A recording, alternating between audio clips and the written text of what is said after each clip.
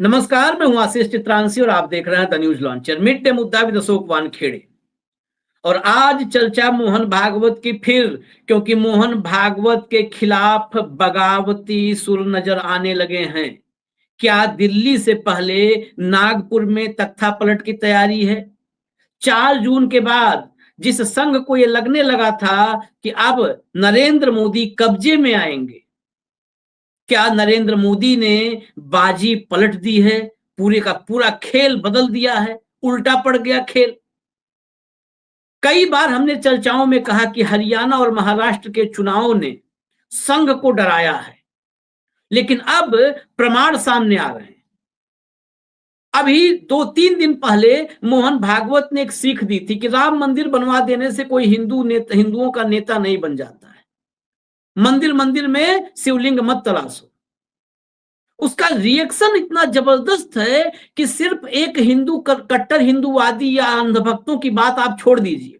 एक दौर था जब संघ के अनुसांगिक संगठन, चाहे वो विश्व हिंदू परिषद हो, बजरंग दल हो, दुर्गा वाहिनी हो, इन सब की जो हिंदू धर्म के आध्यात्मिक नेता हैं या कह लें कि अखाड़ों के नेता हैं, महामंडलेश्वर हैं, कथित रूप से संत हैं या असली संत हैं, उन सबके बीच अगर पैठ थी तो विश्व हिंदू परिषद की थी, बजरंग दल की थी, दुर्गा वाहिनी की थी, इन सब की पैठ थी और संघ के दिशा निर्देशों में चला करते थे। आपने इस देश में धर्म संसद का जब जब जिक्र सुना होगा, आप खोज लीजिए, जब जब जिक्र सुनेंगे तो धर्म संसदों में कौन होता था, उसके आयोजन से लेकर के और खत्म होने तक वैचारिक रूप से वहां पर जो पूरा कहते हैं एजेंडा सेट करने का काम होता था, वो संघ करता था।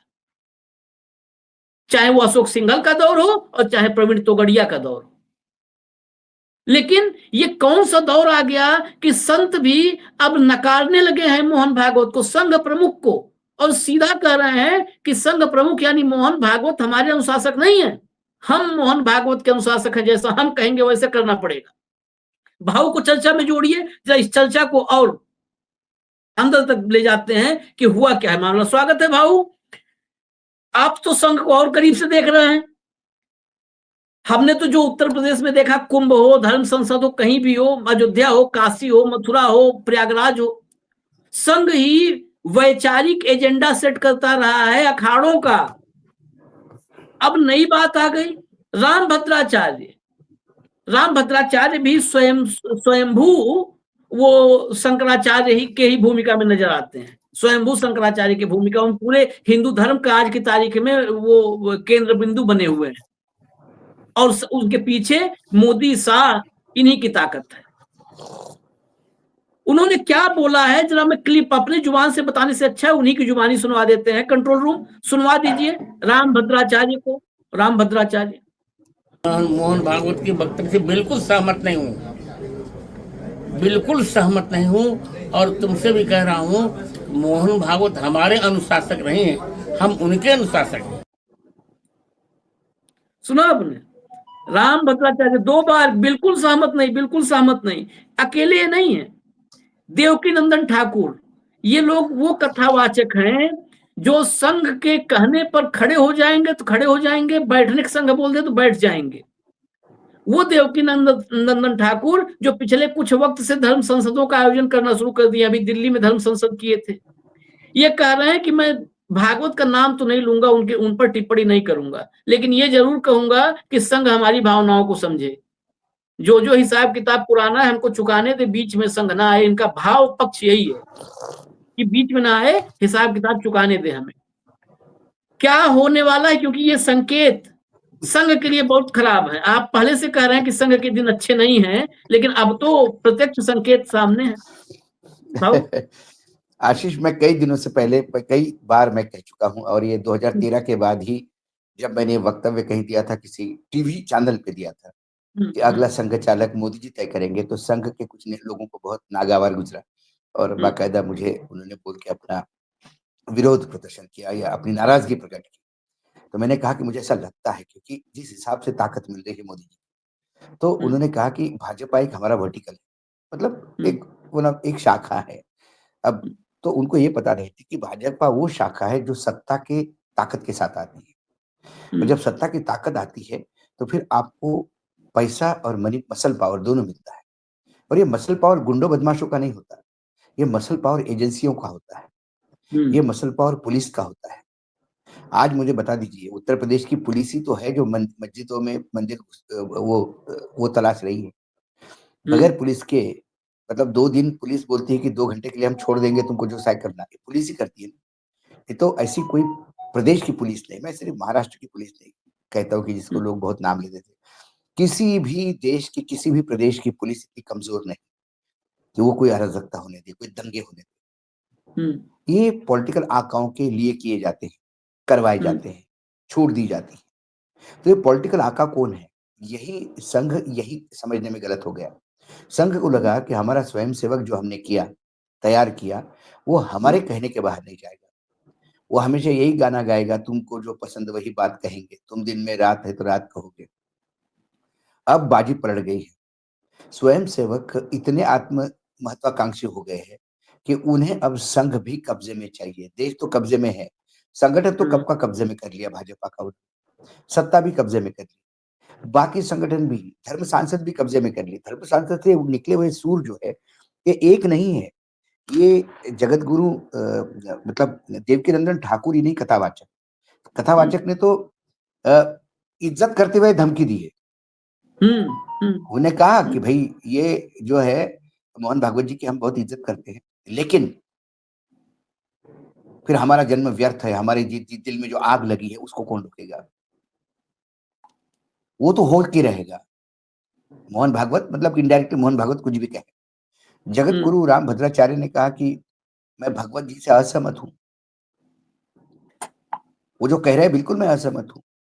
उधर ज्योतिष पीठ के शंकराचार्य अभिमुक्तेश्वरानंदन ने कहा कि अरे भाई ये तो राजनीति के सुविधाजनक स्टेटमेंट देते हैं मोहन भागवत, ये ज्यादा पॉलिटिकल हो गए पॉलिटिकल पार्टी से। जब इनको सत्ता चाहिए थी दिल्ली में, केंद्र में, तो राम मंदिर करते थे, तब इनको कुछ ज्ञान याद नहीं आया। अब सत्ता मिल गई है, सत्ता बिल्कुल सत्ता में पूरा कब्जा हो गया है भाजपा का। अब क्योंकि वो थोड़े से भाजपा विरोधी, तब बोलते हैं कि अब उनको ज्ञान सूझा है, ये वो कह रहे हैं। दूसरी बात, जो राम भद्राचार्य ने, ये तो बहुत बड़ी बात कही कि भागवत अनुशासक नहीं है हमारे, हम अनुशासक है। लेकिन दूसरी ओर भागवत का फिर एक जगह भाषण आया, और भागवत जी ने क्या कहा भाषण में, मैं वो भी सुनाना चाहता हूँ। भाषण ने मेरे पास भाषण का टेक्स्ट आया, उसमें कहा कि भाई पंथ और जितने भी संप्रदाय हैं ये देश की धरोहर है,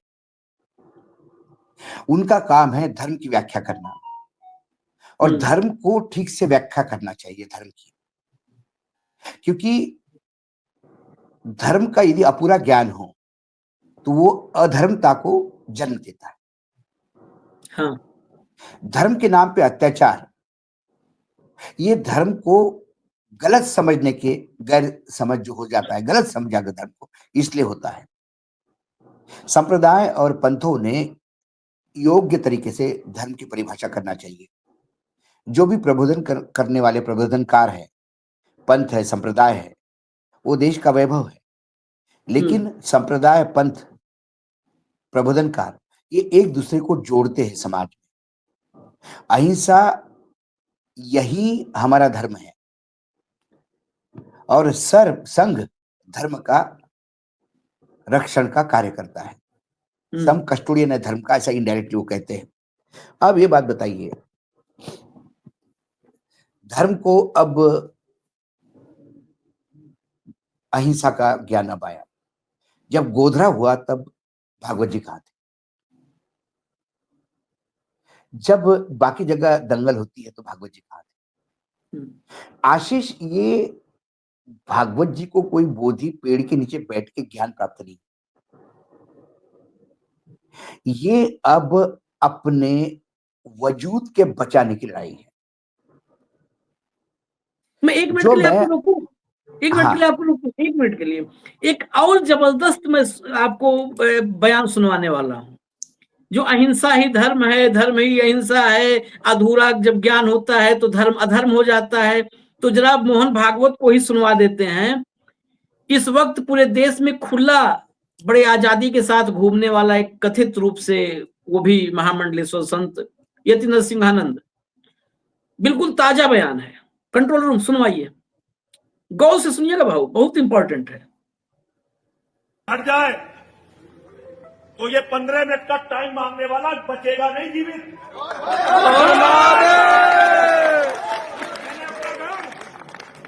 अपना परिवार केवल सनातन पर मिटने के लिए छोड़ा था। आज भी मुझे अपने परिवार का इतना मोह है, समझ में आपको बता नहीं सकता। मैं अपने आप को सन्यासी नहीं मानता। चूना अखाड़े के हमारे संरक्षक, हमारे गुरु स्वामी हरिगिरि जी महाराज ने हमें महामंडलेश्वर बनाया। ये मां की और महादेव की कृपा मुझ पर और स्वामी जी की कृपा मुझ पर मैं अपने आप को सन्यासी नहीं मानता। परशुराम की वंशावली में मेरा जन्म हुआ। अगर एक बार ये पुलिस वाले और ये प्रशासन और ये नेता हट जाए स्वामी जी, मैं परशुराम के वंश में पैदा हुआ हूं, अकेला। मेरे बच्चे यहां बैठे हुए जिनके बूटे पे मैं कह रहा हूं, एक भी भाषण देने वाला जीवित नहीं बचेगा। आज भी मेरे और इनके बीच में सुप्रीम कोर्ट खड़ा हुआ है, हाई कोर्ट खड़ा हुआ है, ये पुलिस प्रशासन खड़ा हुआ है इनके और मेरे बीच में। और ये मरवा रहे मेरे लोगों को, मेरे लोगों की हत्या हमारे, ये क्या करते हैं, हमारे हाथ बांध देते हैं, इनके हाथ खुले छोड़ देते हैं। ये केवल बीच से हट जाए। और महाराज जिसे आपको लगता हो दुबई में बैठा हुआ डी कंपनी वाला कुत्ता हो या कोई भी टारगेट मुझे तो पहले 100 टारगेट मेरे अकेले के लिए। और मैं झूठ नहीं बोलता हूं, मार महादेव की कृपा है, नरसिंहानंद को झूठ बोलने की जरूरत नहीं पड़ती। मैं इन्हें सबको देख लूं, लेकिन मैं हिंदू पे हथियार नहीं उठाऊंगा जब तक मैंने आज मां से पहली बार अपने जीवन में कहा कि इनका सर्वनाश हो। हटा दीजिए, बात आ गई सारी करीब करीब, कंट्रोल रूम हटा दीजिए। आपने सुना गौर से, ये इन्होंने कहा कि बीच में सुप्रीम कोर्ट खड़ा है, ये पुलिस और ये हाई कोर्ट, इनको हटा दो। ये जो 15 मिनट में पुलिस को कहते हैं 15 मिनट वाला भाषण देते हैं, इशारा सीधा वो ऐसी बंधुओं पे था। ये जीवित नहीं बचेंगे, खुला है, मतलब ये कोई ढका छुपा या इनडायरेक्ट नहीं कहते हैं। यति नरसिंहानंद ने कहा मैं झूठ नहीं बोलता, तो वाकई कुछ भी इनडायरेक्ट नहीं कहा जीवित नहीं बचेंगे। और कहा पहले 100 टारगेट महाराज तय कर लो, ऊपर के 100 मैं लूंगा, 100 तय करो, ऊपर के 100 टारगेट मेरे जिम्मेदारी पे है, आप लोग का किसी को उसमें नहीं कोई योगदान होगा। वो दुबई बैठा डी वाला कुत्ता है, उससे लेकर के सब अकेले देख लूंगा, सबको अकेले देख लूंगा।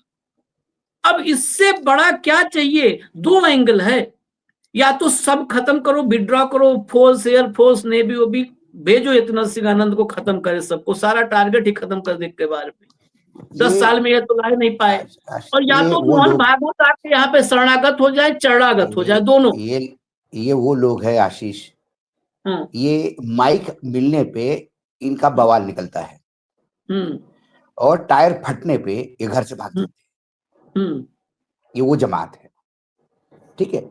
जो करने वाले होते हैं वो कर देते हैं, बोलते नहीं। करने वाले कर देते हैं, बोलते नहीं, और फिर आते हैं कि हाँ मैंने किया है, पुलिस में जमा हो जाते हैं कि हाँ भाई जो सजा मुझे लगा कि धर्म के लिए मुझे करना था, मैंने कर दिया। ये जो माइक पे हवाबाजी करते हैं, ये अपना टीआरपी बढ़ाने का एक बात है, धमकियां देने का, ठीक है। तो ये पॉलिटिकल स्टेटमेंट ज्यादा है। लेकिन यदि हम मोहन भागवत पे आ जाए तो ये तमाम लोग बात कहें, मोहन भागवत पे हम इसलिए आ रहे हैं कि मोहन भागवत हमने बहुत पहले से, ये जो मुझे आशंका थी अब वो धीरे धीरे सामने आ रही है, अब खुल के आ गई है, अब तो खुल के आ गई। उसके बाद, और जिस दिन हमने मोहन भागवत जी के उस पे शो किया था, मिड डे मुद्दा ही किया था, जिसमें आपने मोहन भागवत जी का वक्तव्य दिखाया और दूसरी तरफ हर मस्जिद में शिवलिंग मत ढूंढो वाला, और उसके बीच में एक ट्वीट दिखाया। वो ट्वीट, बोया पेड़ बबुल के तो आम कहां से होए, वो वाला है। जब मुक्तेश मुझे अपने ज्योतिष पीठ के जो शंकराचार्य, उन्हें सही कहा अभी मुक्तेशानंद ने कि भाई जब राम मंदिर के समय तो आपने पूरा हिंसात्मक कर दिया, खेल कर दिया। कितने लोग मारे गए? क्या वो हिंसा नहीं थी? आपने तो यही मोहन जी है, उन्होंने कहा था कि हम तो बॉर्डर हमारे हवाले कर दो, हम ठीक कर देंगे। ये स्वयंसेवक को तो वहां भेजने को तैयार थे, बॉर्डर पे, पाकिस्तान बॉर्डर पे। सवाल है कि इनके बदले सूर क्यों है? क्योंकि इनके बदले सूर ये है क्योंकि इन्होंने जो डायरेक्ट अटैक किया वो मोदी पे था कि राम मंदिर बनाने से आप हिंदुओं के नेता नहीं बने। जो उस दिन आपने जो कहा था कि अपने हाथ से हिंदुत्व का शस्त्र, हिंदुत्व का ध्वज खिसकता नजर आ रहा है इनको। हाँ, वो हिंदुत्व पे फिर से पकड़ करने के लिए इन्होंने जो वक्तव्य दिया, मुझे लगता है कि वक्तव्य देके फंस गए। अभी धर्म सांसद भी होगी। कहां पे? कुंभ में। और धर्म संसद में इस बात पे बवाल होगा, लिख लीजिए मेरे से आप। और धर्म संसद टर्निंग पॉइंट होगा संघ के लाइफ में। क्योंकि भाजपा के जो शीर्ष नेतृत्व है, ये दो गुजराती जो नेता है हमारे, ये पूरे धर्म संसद में बारूद लेके बैठे।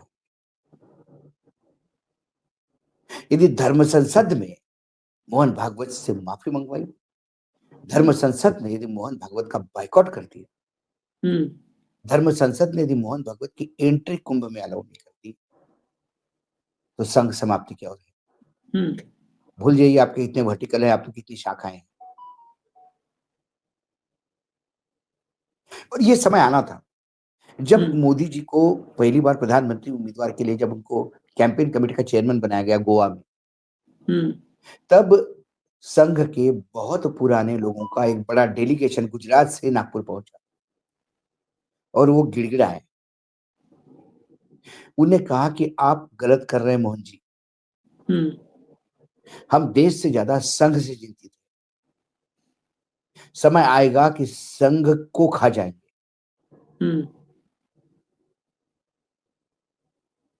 अब सत्ता की भूख और पावर की जो नशा है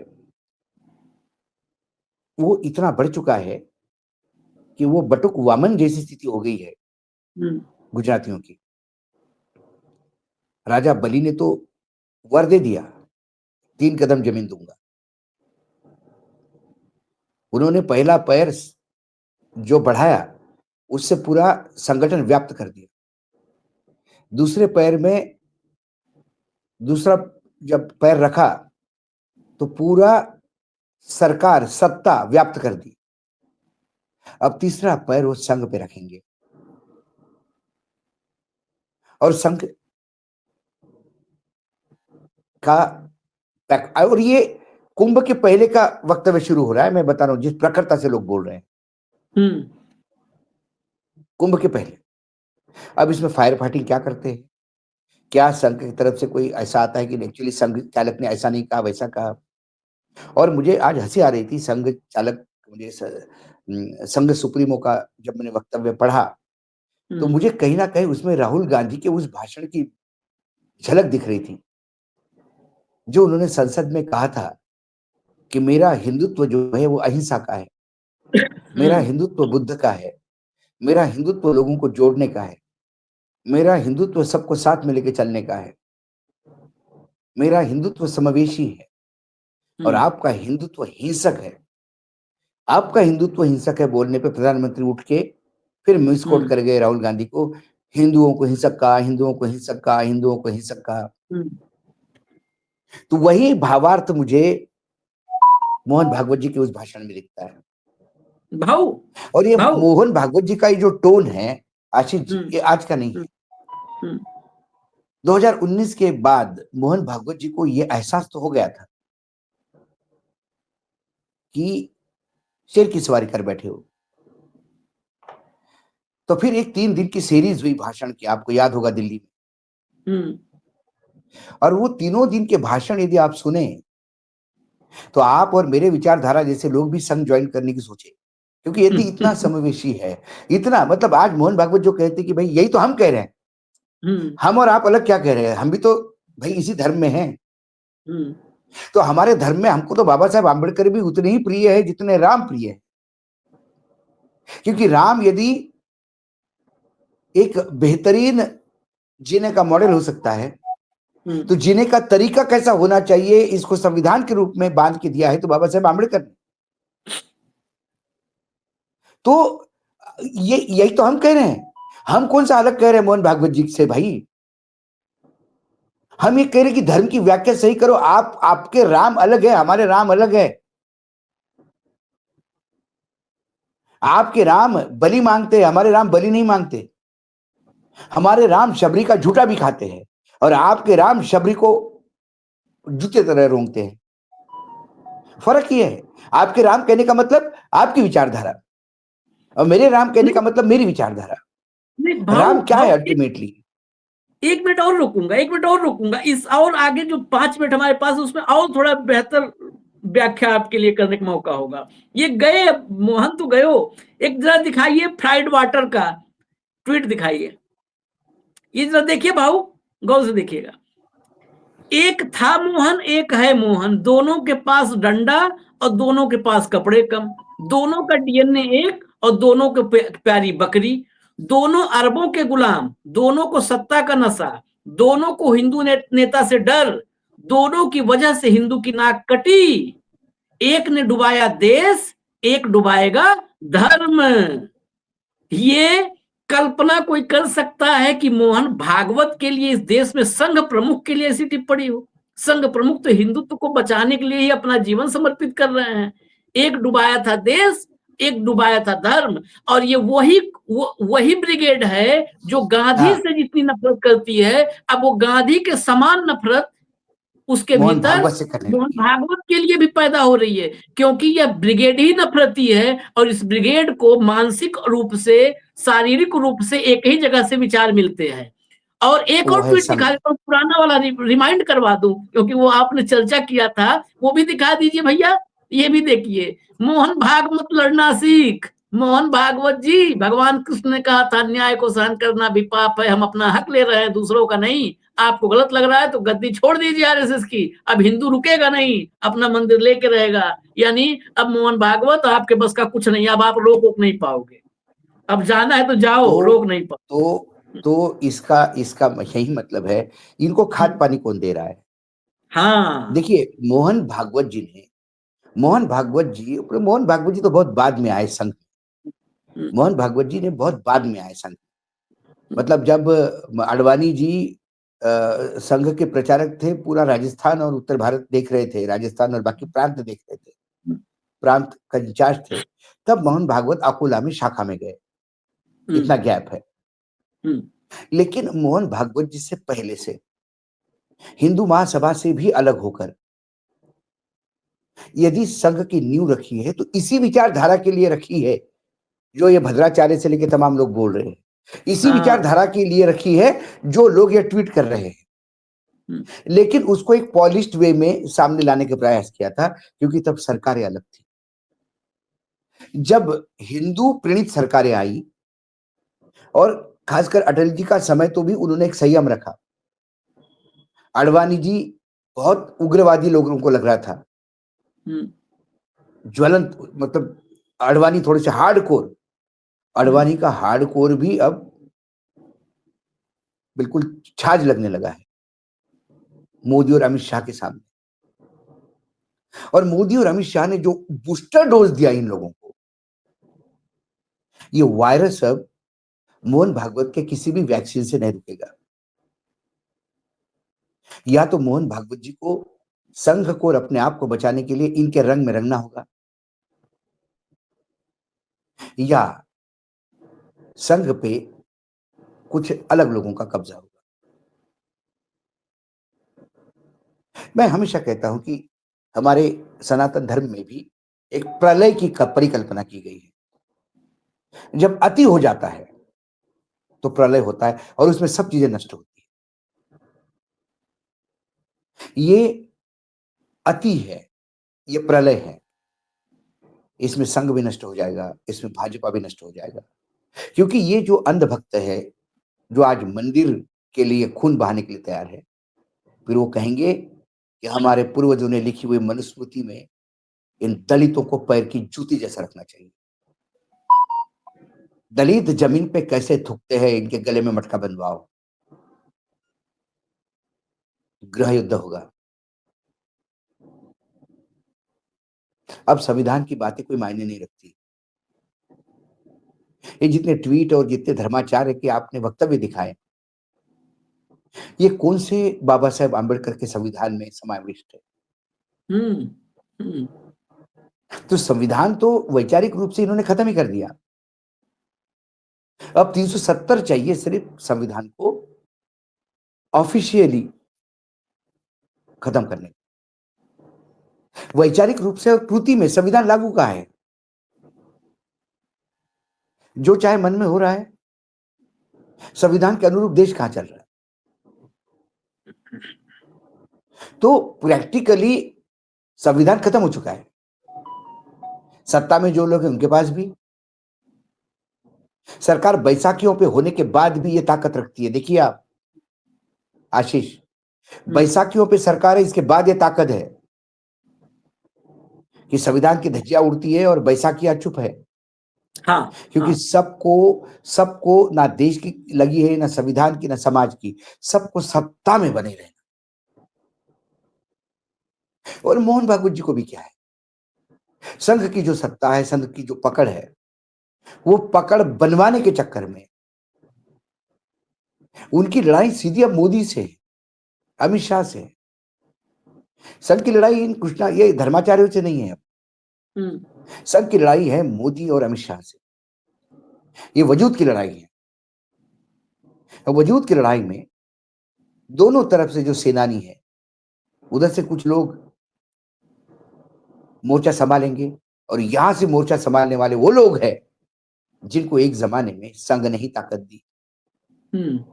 जब सालों कांग्रेस की सरकार हुआ करती थी तो संघ का ही पूरा फोर्स था, ये धर्माचार्यों के पीछे खड़ा होता था। सारा कुछ वही करते थे, संघ, ये सब हम तो धर्म तंत्र से लेकर विश्व हिंदू परिषद और यही आयोजित करवाते थे। मैंने प्रमोद जी पे कुछ आरोप लगे थे, मैं किस्सा सुनने लायक। हाँ।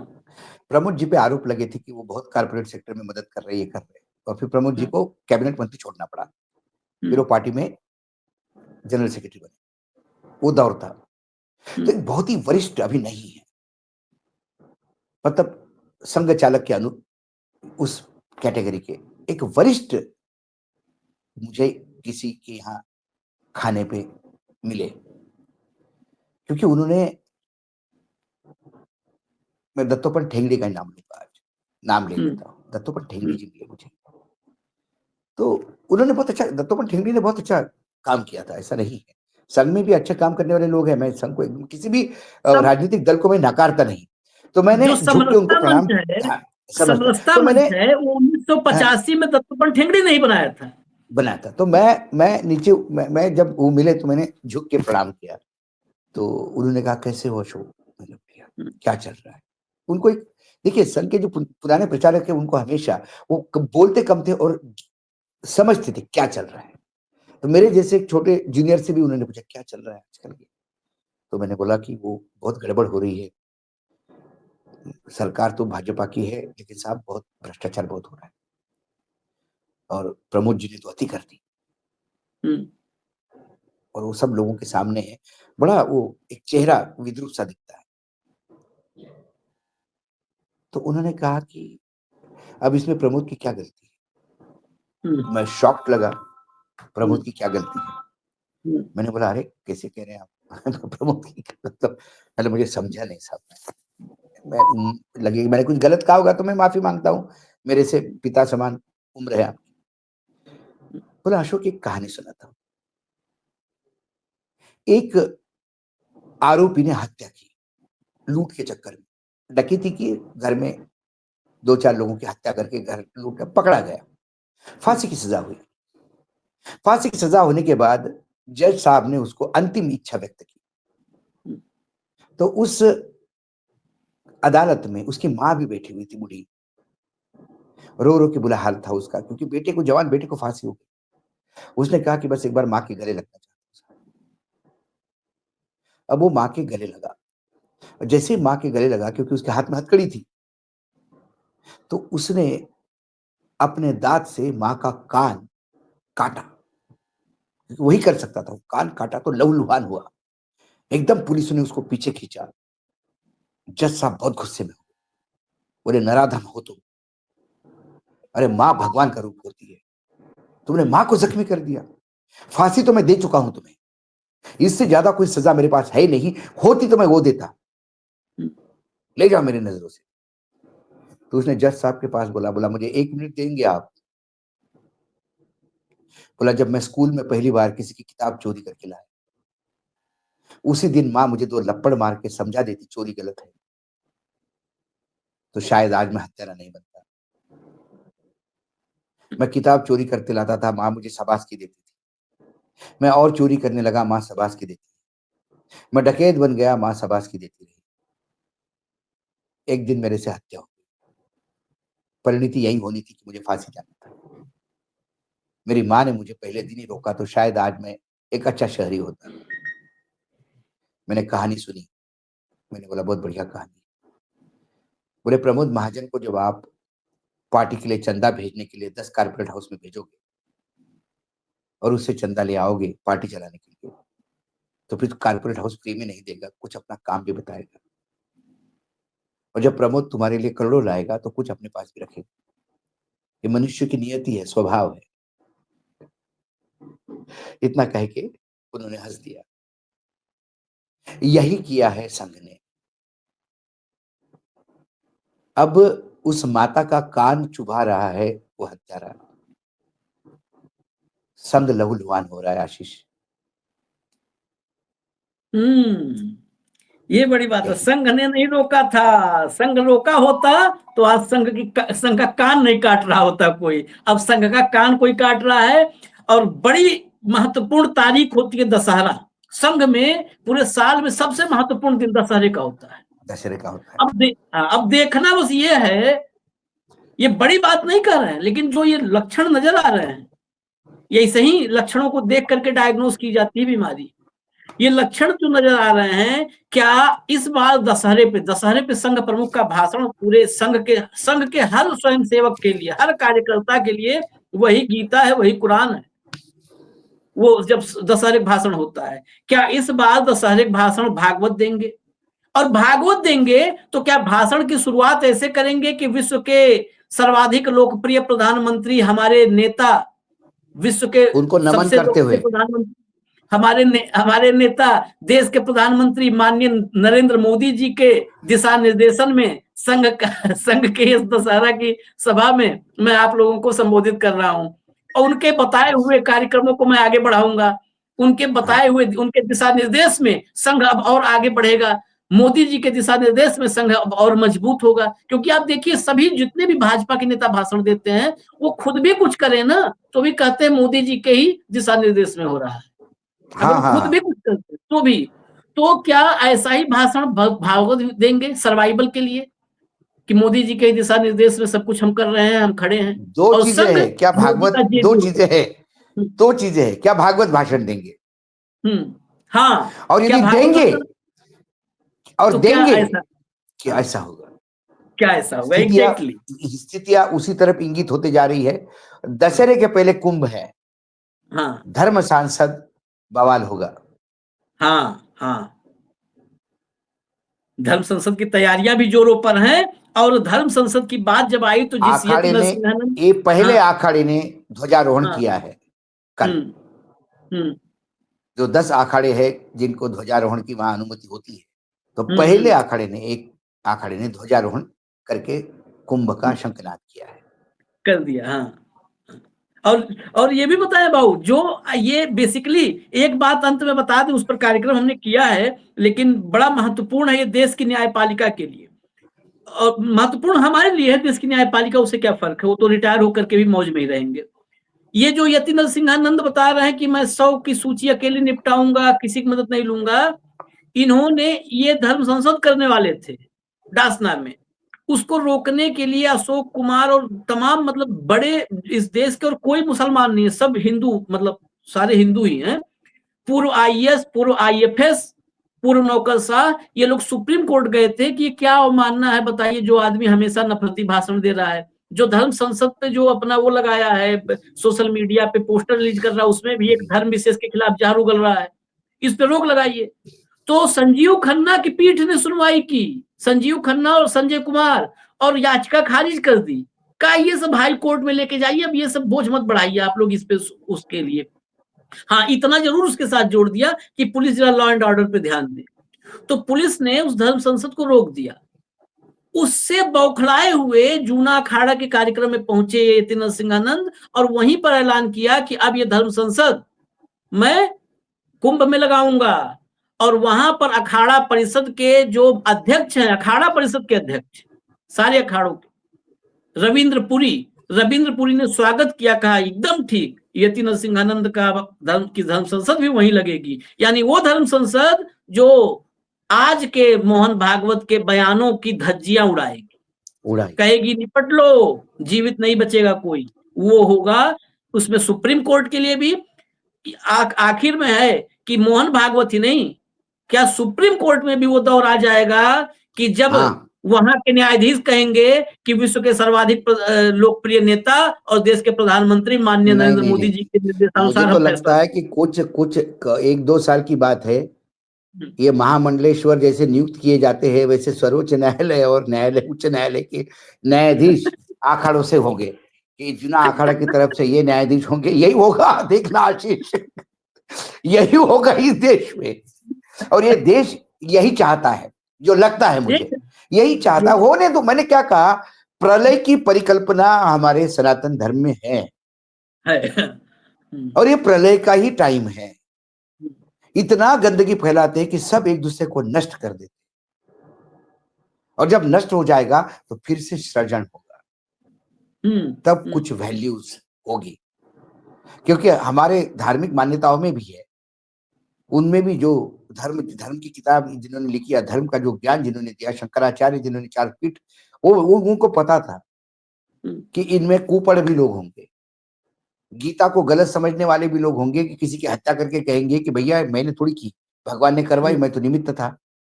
ऐसे लोग भी होंगे, ऐसे कुपड़ भी होंगे, और वो कुपड़ों की जमात ज्यादा होगी। इसीलिए हमारे देश में बेरोजगारी, अब बेरोजगारी से 10 साल से सरकार लड़ पा रही है, नहीं कर पा रही है, ऐसी बात नहीं। बेरोजगारी बढ़ाई रखना ये सरकार के इंटरेस्ट। जब तक लोग बेरोजगार रहेंगे तब तक इनको ये फुट सोल्जर मिलेंगे। जिस दिन सब लोग काम पे लग जाएंगे, कौन सुनने जाएगा कथा, मुझे बताओ ना तुम। किसके पास टाइम है? आज हमारे यहाँ इतनी शादियां दोस्तों यारों में होती है, हम माफी मांग लेते ना, क्योंकि हमारे पास इतना काम है कि नहीं जा सकते। फोन कर देते, गालियां सुनते 4 दोस्तों की, यार बहुत बड़ा आदमी हो गया तू आता है, मतलब नहीं आ सकते यार, बहुत कार्यक्रम होते, क्या करूं मैं। होता है ना ये। या आप बताओ मुझे, आप कहाँ घूमने गए? मैं तो कम से कम कहीं भाषण देने जाता हूँ, तो वहां पे भी मुझे बताओ, आज मुझे मतलब बुरा लगा ये कहने के लिए, और कोई ये मैं दर्शकों को भी साझा करना चाहता हूँ कि जो सुबह 8 बजे आपने प्रोग्राम देखा है, वो सुबह 4 बजे मैंने रिकॉर्ड किया है। हाँ। चलो मैं तो 4 बजे उठ जाऊंगा, लेकिन मेरे एडिटर ने क्या किया बेचारे ने, कि वो सुबह 4 बजे जगा मेरे लिए, 3 बजे जग के वो तैयार था कि साहब का प्रोग्राम होगा तो रिकॉर्डिंग करना पड़ेगा। रिकॉर्ड कई बार लगता है कि किसी दोस्त की शादी में जाने के मायने मैं अकेला नहीं जा रहा हूं, मेरे पूरे ऑफिस को तकलीफ दे रहा हूं, क्योंकि रात को मैं प्रोग्राम मतलब शादी में था तो मैं रिकॉर्ड नहीं कर पाया, सुबह का फ्लाइट था। तो 4 बजे उठ के मैंने रिकॉर्ड किया और 4 बजे इन्होंने रिकॉर्डिंग की। तो ये क्योंकि रोजगार है तो, और यदि मैं वेल्ला होता, मेरे पास कोई काम ही नहीं होता, तो मैं शादी में 3 दिन पड़ा रहता। संगीत से लेकर रिसेप्शन तक सब नाचने माचने बारात में सब क्या करता, काम ही नहीं भाई, उधर रहो तो इधर रहो, एक ही बात है। तो इस देश में जिस दिन पूरा 100% रोजगार होगा, उस दिन इनको ना सुनने वाला मिलेगा, ना ताली बजाने वाला मिलेगा, ये जानती है अच्छी तरह से। इसीलिए बेरोजगार की एक फौज बनाए रखना जरूरी है। ये एक पूरे प्लानिंग के तहत है, ये ब्लूप्रिंट है नए भारत का, जहां बहुत सारे बेरोजगार होंगे जो इनके फुट सोल्जर होंगे। बिल्कुल, वो फुट सोल्जर ही नहीं होंगे, वही बड़े सोल्जर होंगे।